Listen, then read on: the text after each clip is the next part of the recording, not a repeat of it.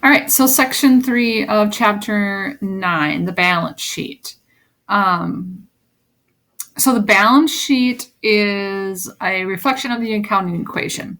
So we're going back to the beginning: assets equal liabilities plus owner's equity. The balance sheet is a report of the balances of the permanent accounts. So the only thing on the balance sheet are the permanent accounts. And the purpose of the balance sheet is report the assets and who has claims to those assets on a specific date. So the date is exact.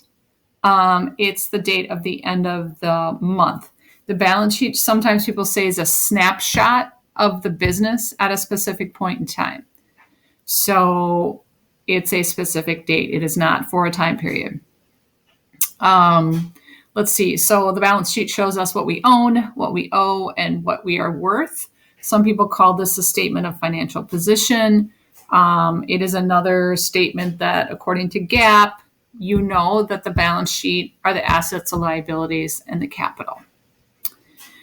There are 3 sections to the balance sheet. The heading, just like every statement, has the same type of heading, with the exception of the date. There's the asset section, and then there's liability and owner's equity section.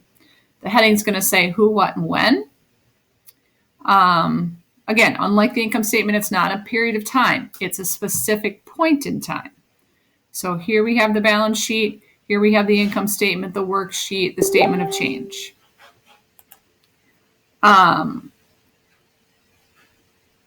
Sorry about that. So we're going to look at where do we get the information. So the 2 places that we're going to get the information for the balance sheet are the statement that we just prepared, statement of change in owner's equity. Why? Because we need to know this new capital amount that we had at the end of the month.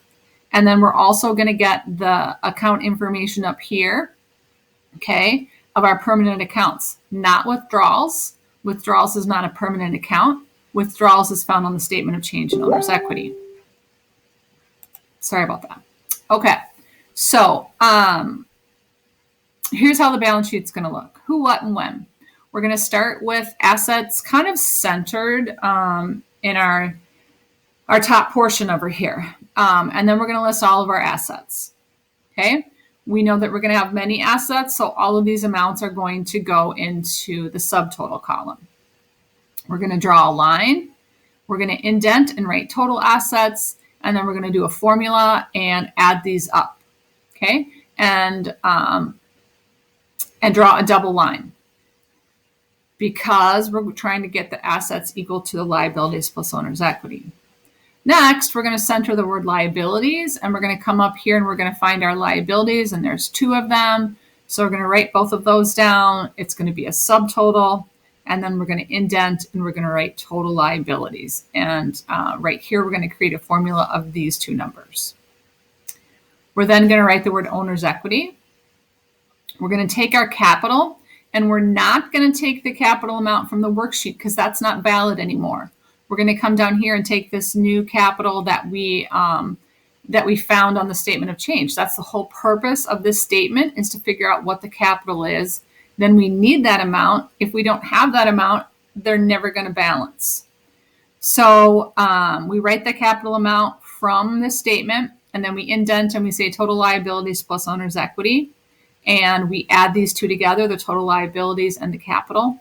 And we should have a balance sheet that is in balance.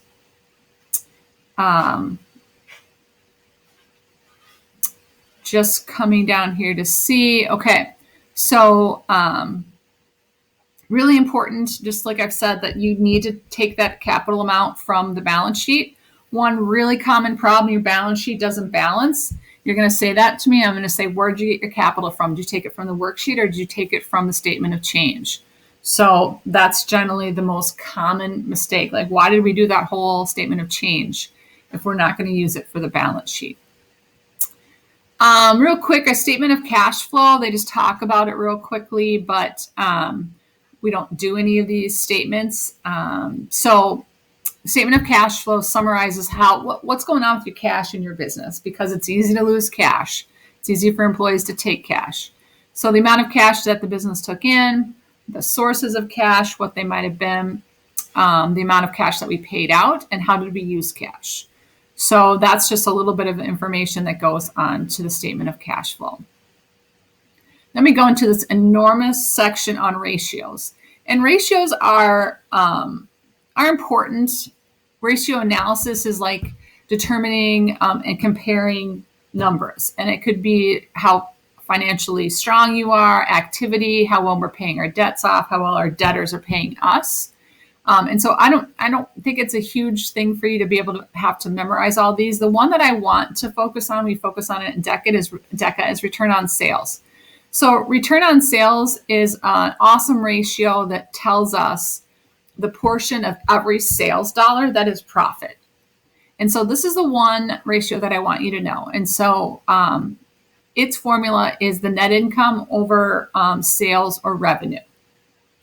And in this example right here, we had a net income of $1,150, and we had sales or revenue of $2,650. So when we divide that, we get 43.434 or 43.4%. In other words, every dollar of sales, we know that 43.4 cents of it is profit. And so how are we doing month to month comparing that? That's a big like managerial accounting topic, is how do we get this number to be as high as it can be?